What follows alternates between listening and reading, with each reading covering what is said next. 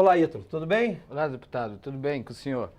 Me chamo Ítalo, sou cearense, morador de Brasília há 12 anos, advogado militante no 3º ano, civilista e um eleitor do senhor. Sou eleitor desde 2010 e um dos motes para considerar o senhor meu candidato foi justamente a ideia da educação. Eu sempre vi o senhor voltado para a área da educação, que para mim é um ponto essencial para o Brasil e para o futuro da política brasileira. E foi através da educação que entrei na política. Eu, quando cheguei aqui no DF, em Brasília, eu estudei, meu pai era vigia, minha mãe era servente de uma escola pública, mas eu consegui estudar numa escola pública de qualidade.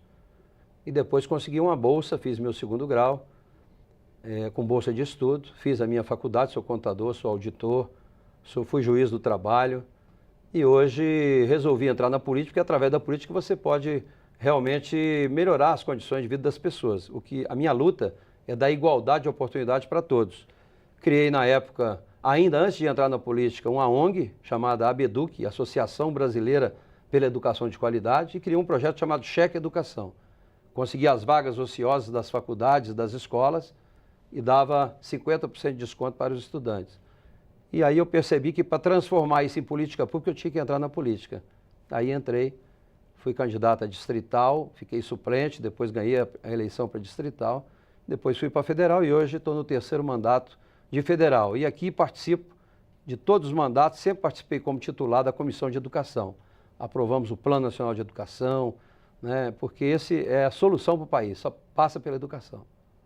A educação, como um pilar fundamental para qualquer cidadão, hoje no Brasil ela é bem defasada e, inclusive, acredito que há uma ausência de um ensino constitucional para os cidadãos brasileiros, desde a formação acadêmica. Pois hoje o voto obrigatório é obrigatório para toda a sociedade, entretanto, o Estado lhe obriga a votar, mas não te dá ferramentas e conhecimento necessário para a formação do voto, para um raciocínio político e para eleger os seus representantes do Estado. Concordo com você, Na prática, o que está faltando é exatamente isso. O pior analfabeto é o analfabeto político, aquele que não conhece realmente a política, não acompanha a política. E quem não gosta de política vai ser governado por quem gosta. Infelizmente, nós não temos nas escolas essa prática de formação política na escola. E aí o que a gente percebe nas eleições é que muita gente se afasta da política, e ainda mais no momento como nós estamos vivendo no Brasil, onde generalizam tudo, acham que todo mundo é ladrão, todo mundo é corrupto, e com isso as pessoas de bem vão se afastando e aquelas que têm interesse vão ocupando o espaço. É muito comum na época da eleição as pessoas chegarem e tentarem comprar o voto, e compram o voto ainda. No Brasil ainda se compra muito voto, em troca de uma cesta básica, em troca de um emprego temporário, ou até mesmo um dinheiro no dia da eleição para fazer boca de urna. Isso é muito ruim, porque essas pessoas que compram o voto, elas não têm compromisso com a sociedade. Elas vêm para a Câmara, vêm para o Congresso para resolver os seus problemas e não o problema da sociedade. Então, eu acho que não a disciplina, porque nós temos disciplina demais nas escolas. O que é necessário é nos conteúdos, de forma interdisciplinar, você dedicar parte dessas matérias. Você pode ensinar português, ensinando política e falando sobre política também. Não política partidária, porque isso aí nós até temos um projeto para proibir a discussão política partidária na escola. Tem que falar como política, como políticas públicas ou como do contexto, o sistema eleitoral como um todo. E também concordo contigo, não há solução para esse país que não seja através da educação. Agora, eu fui também secretário de Ciência e Tecnologia, que é muito ligado à área de educação. Temos que incluir as pessoas na era digital, Nós estamos hoje na era digital, na era do conhecimento, e o analfabeto de hoje não é quem não sabe ler e escrever, é quem não tem acesso à informação, à tecnologia.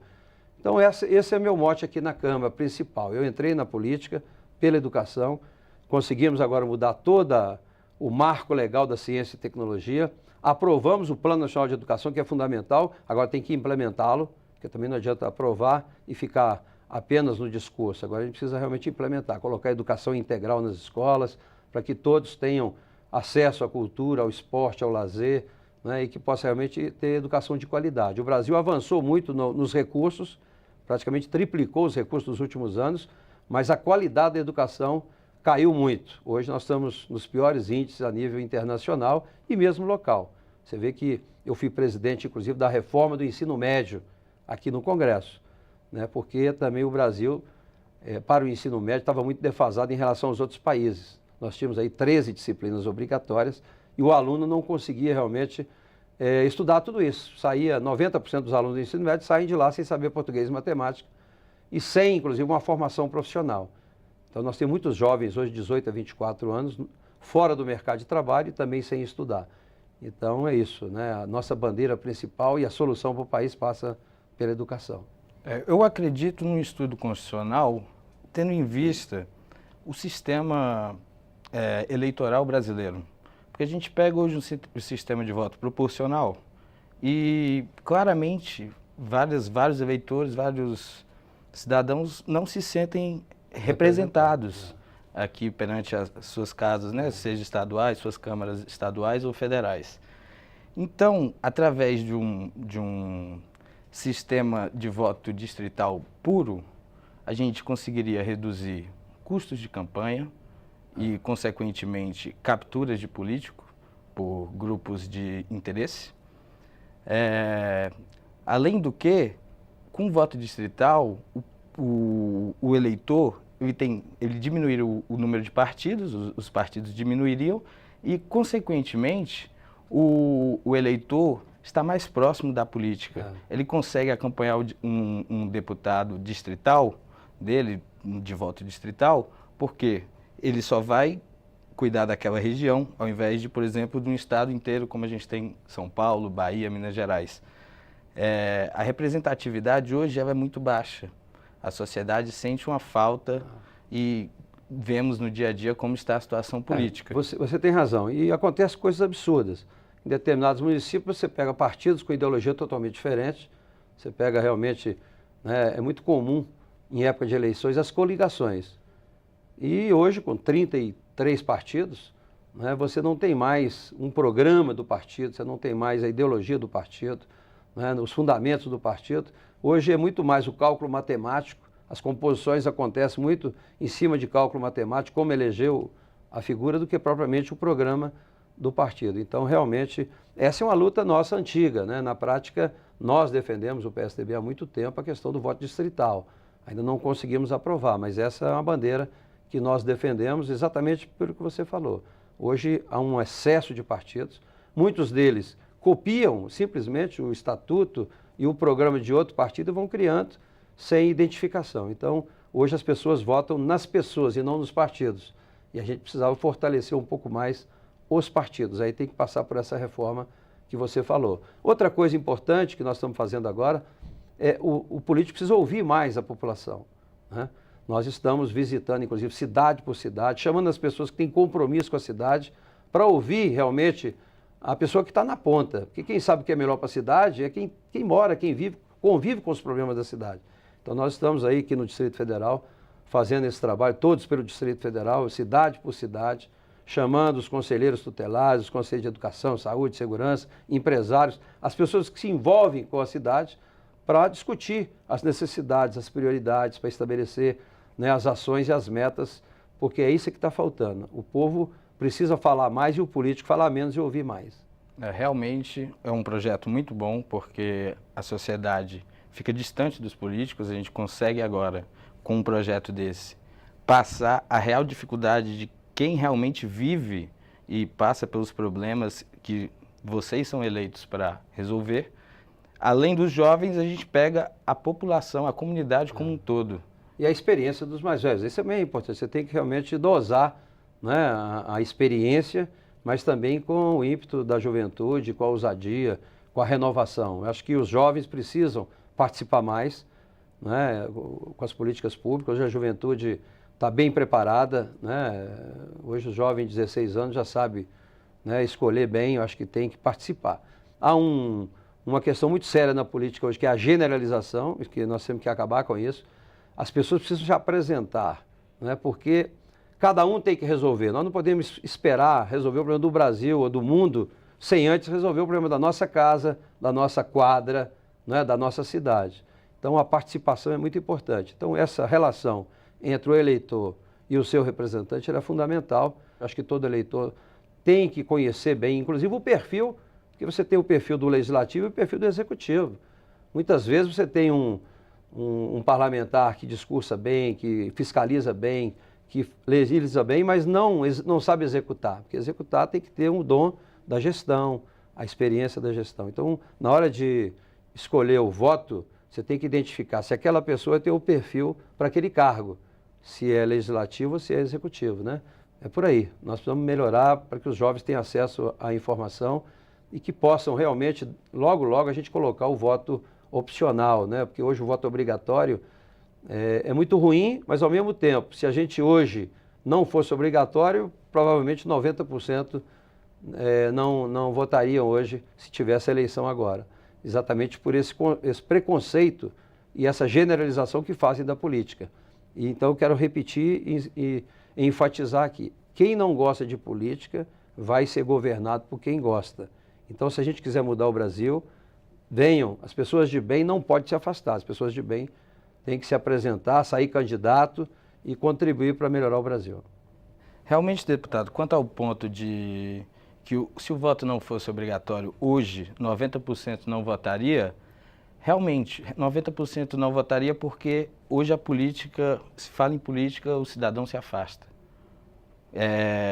Só que nós temos que trazer o cidadão para perto. Nós precisamos nos unir. O correto mesmo, se nós estivéssemos realmente na escola, né, uma formação, uma explicação para os jovens, né, da importância da política, qual é o papel do político. Falta a formação do sistema. O que falta é isso. Agora, enquanto não se forma, enquanto não passa isso para a sociedade, a importância disso, porque de fato, né, hoje, ainda mais com esses escândalos todos, se tivéssemos hoje eleição e fosse opcional, eu diria que 90% não votaria, o que é muito ruim. Então, é o que você falou no início, né? A importância da educação, da formação, para conscientizar o cidadão, o jovem, a mulher, né, o idoso, de que a participação dele é fundamental. Então, é uma coisa gradativa. Eu acho que logo, logo nós estaremos liberando, vamos dizer assim, né, o voto opcional. Mas hoje, neste momento, acho que se fosse opcional, nós teríamos uma evasão muito grande. Realmente. Então, uma forma que eu vejo para acabar com esse afastamento da população da política seria justamente a aula de direito constitucional nas salas de aula dos alunos de ensino fundamental e médio. Por quê? Com o voto obrigatório, apesar de ser obrigatório, o cidadão ele não tem as ferramentas, ele não entende o que é um voto proporcional, um voto de eleição majoritária. O que é parlamentarismo? O que é parlamentarismo, sistemas de governo. Se nós estivéssemos, por exemplo, no parlamentarismo, que é uma bandeira também que nós defendemos há muito tempo, nós não teríamos essas crises que estão acontecendo no Brasil já há algum tempo, né? Então, o parlamentarismo ele vai muito no sentido das políticas de Estado, porque o grande problema que nós temos no Brasil hoje também é a falta de política de Estado. Nós temos um projeto de governo, cada governo que entra acaba com tudo e começa tudo novamente. Cada ministério, cada secretaria dos estados, normalmente é entregue a um partido político e cada um toca como se fosse governo diferente. Então a gente está faltando nesse país planejamento. O que nós queremos para o nosso país, né? E fazer um projeto com metas, estabelecer metas, ações e ser um governo único, né? Não podemos distribuir os ministérios como se fosse uma mercadoria entre os partidos, né? Então falta isso. E a Constituição é importante não só em termos de direitos, mas também ensinar um pouquinho dos deveres de cada um. Acho que a Constituição, nós forçamos muito a questão dos direitos e esquecemos um pouquinho a questão dos deveres, né? Isso é muito importante para os jovens, né, já começarem a ter, desde o ensino fundamental, uma noção da importância, né, das políticas públicas, de como funciona, como é a questão da Constituição, dos seus direitos, né, e dos seus deveres, né? Isso, e através do ensino constitucional nas escolas, a gente conseguiria trazer aquele jovem, porque hoje, de que maneira o jovem se envolve na política? Hoje a gente não encontra meios que tragam ou que atraiam a juventude para o meio político. Então, eles não sabem como funcionam, eles não sabem em quem votar e de que maneira formar o seu voto, mas aos 16 anos eles já podem votar e aos 18 eles são obrigados, mesmo sem nenhum ensino, sem nenhum conhecimento do Estado. E sem ter participado, né, de um debate. Eu acho que você tem razão, né? Tudo passa pela educação. Agora, precisamos de construir políticas públicas para a juventude. Hoje nós temos um número muito grande de jovens, aqui no DF mesmo nós temos hoje de 18 a 24 anos, quase 150 mil jovens que nem estudam e nem trabalham. E você sabe, isso aí a minha avó que me ensinou. Cabeça vazia, oficina do diabo. O menino não tem o que fazer, vai fazer o que não deve. Então, por isso que eu estou dizendo, nós temos que trabalhar, primeiro, a educação e tempo integral. Segundo, trabalhar muito para dar igualdade de oportunidades, para que todos tenham oportunidade de exercer qualquer função, independente da classe social. E isso você só viabiliza isso com educação de qualidade para todos. E a educação pública já foi muito boa. Quando eu estudei em 70 aqui em Brasília, na escola pública, só entrava na universidade que eu estudava em escola pública. E hoje, infelizmente, não é mais assim, até porque a universidade pública também já não tem a qualidade que tinha antigamente. Então, a gente precisa rever essa questão da qualidade, né? Mas é importante criar políticas públicas para os jovens, né? A juventude precisa de oportunidade. Deputado, na minha visão, o brasileiro, culturalmente, ele vota em pessoas, não em partidos. Salvo aqueles votos ideológicos, extremistas, hoje as pessoas, você vê, eu não votei no partido A, eu votei no partido B. A pessoa diz, eu votei no fulano, votei no ciclano. O que falta na prática é exatamente isso.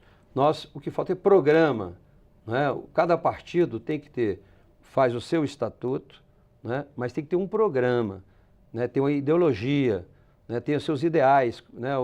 Quais são as bandeiras principais dos partidos. Isso se perdeu muito, porque com um número grande de partidos, hoje são 33 partidos, caminhando para mais 50 para serem aprovados, né? É tudo copia-cola, né? E você vai criando partido sem essa identidade.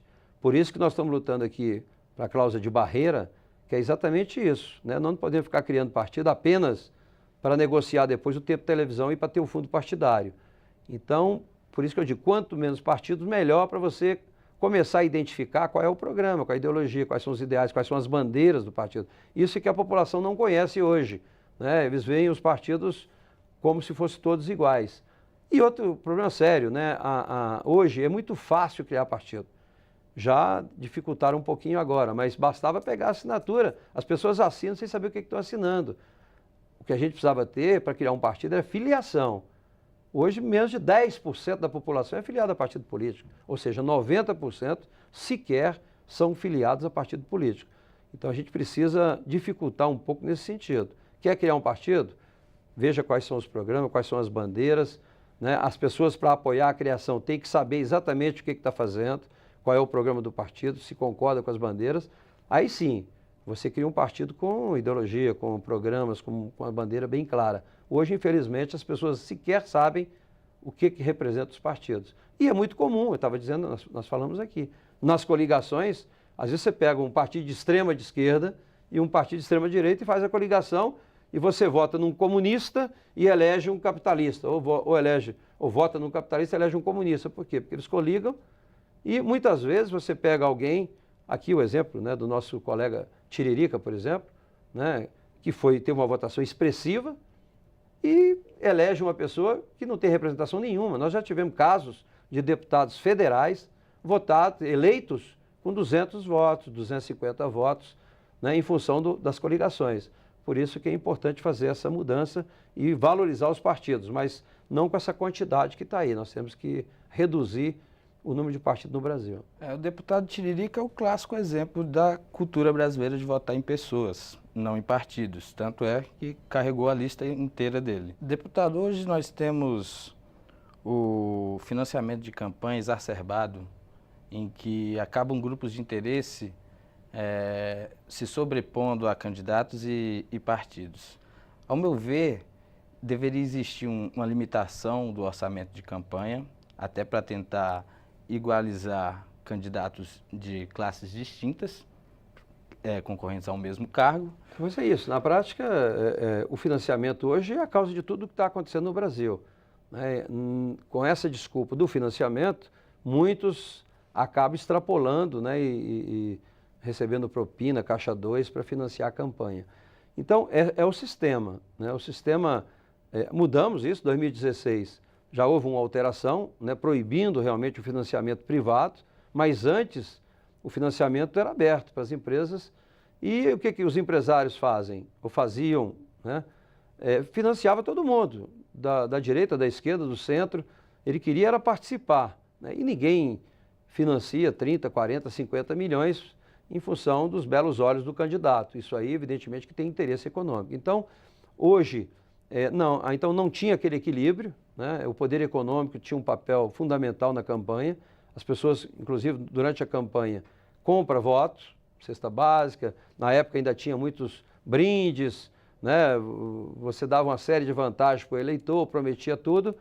Agora, com essa mudança de 2016, diminuiu um pouco, né? Que não pode já, desde 2016, na campanha de 2016, já houve a proibição de doações de empresas privadas. Mas, de qualquer forma, a gente percebe hoje que houve muito caixa 2. Quer dizer, isso acaba incentivando as doações informais, né, em troca de alguma coisa. Então, essa é a discussão que nós estamos fazendo, né? Se discute agora financiamento público, mas o financiamento público existe, normalmente coincide com lista fechada, que hoje eu discordo completamente, não é o momento de trabalhar a lista fechada, mas a lista fechada ela fortalece o partido e viabiliza o financiamento público. Não tem condição do financiamento público financiar o voto aberto, a candidatura aberta, né? Porque nós temos milhares, né? Milhões até de candidatos no Brasil todo, que seria uma loucura. Então, essa é a discussão que nós estamos fazendo, mas precisamos dar mais igualdade de competição. Não dá para você deixar como está, inclusive. Hoje, a tendência, mesmo sem o financiamento de empresas, não é você prestigiar quem? Quem tem recurso próprio. Então, as pessoas que têm dinheiro hoje, elas podem financiar a campanha delas sem limite. Nós temos que limitar isso. Segundo, você acaba beneficiando organizações, sindicatos, igrejas, que têm uma relação mais próxima com um público maior. Então, você acaba conduzindo o voto nesse sentido. Então, a gente precisa encontrar uma situação onde possa haver financiamento. Os Estados Unidos é assim, né? É financiamento privado. Agora, lá não financia, o cara não financia republicanos e democratas, ou é um ou é outro, né? Eles votam muito em função do programa de cada um, né? Da ideologia de cada partido. Então a gente precisa encontrar uma solução para dar igualdade de competição. Esse é o mais importante. Nós não podemos prestigiar para que um tenha mais vantagem, mais facilidade de ser eleito. O sistema realmente hoje, a gente vê aí que hoje não é mais possível financiamento privado, mas diante dos escândalos e acontecimentos que têm estourado na República, nós vemos uma grande falha com esse sistema de financiamento. Eu acredito e acaba não só durante a campanha, né, nos financiamentos de campanha, mas pós-campanha. Quer dizer, como a empresa financiou, depois ela quer o resultado disso. Né? E é o que está acontecendo. O sistema eleitoral proporcional, ele causa esse superfaturamento de campanhas, né? Com um voto distrital, a gente reduziria o campo. Verdade. E, consequentemente, o custo. E aumentaria a representatividade do eleitor. E o seu representante fica mais próximo, né? Ele conhece mais os problemas. É o que você falou, realmente você pega um candidato do estado de Minas Gerais, que são mais de 800 municípios, né? E tem gente que tem voto em todos os municípios, mas ele não tem, né, o diálogo, o conhecimento de todas as áreas. Então, nós defendemos o voto distrital, defendemos também agora, nessa reforma, né, já houve mudanças significativas, em termos de tempo, de prazo, inclusive de campanha, hoje não é mais, hoje é praticamente 45 dias, né, e que acaba resumindo em 30 dias. Mas isso acaba também prejudicando quem está entrando agora, que não é conhecido.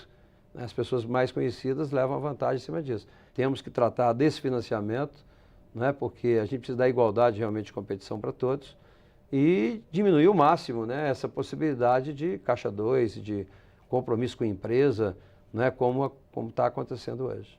Eu vejo que o cargo de deputado, o cargo de senador, qualquer cargo, ele não tem que ser visto como uma profissão. Exato.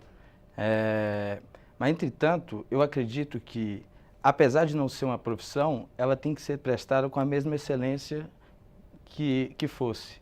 Como, por exemplo, um advogado tem sempre que prestar com a maior excelência o trabalho para o seu cliente. Da mesma forma, o candidato eleito, ele tem que trazer para o cidadão e para os seus eleitores e também para os seus não eleitores, porque ele também os representa.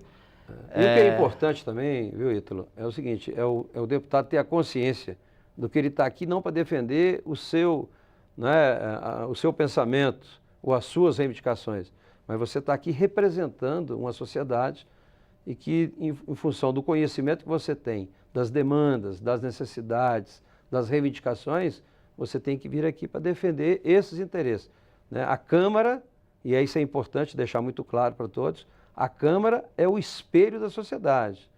Então, o que está aqui, as pessoas que estão aqui, elas são retiradas, elas vêm do meio normal, são pessoas comuns.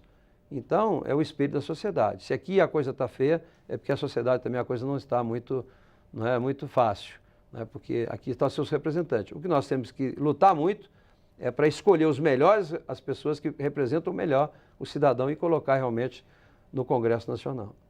Acho que todos precisam fazer isso.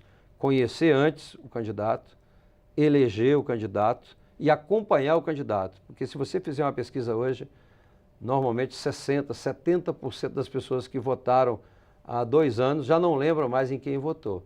E aí acaba cometendo erros, muitas vezes, por falta de acompanhar o seu representante. Então, parabéns e agradeço muito a confiança do seu voto. Eu que agradeço por todos os esclarecimentos. Muito obrigado. Obrigado.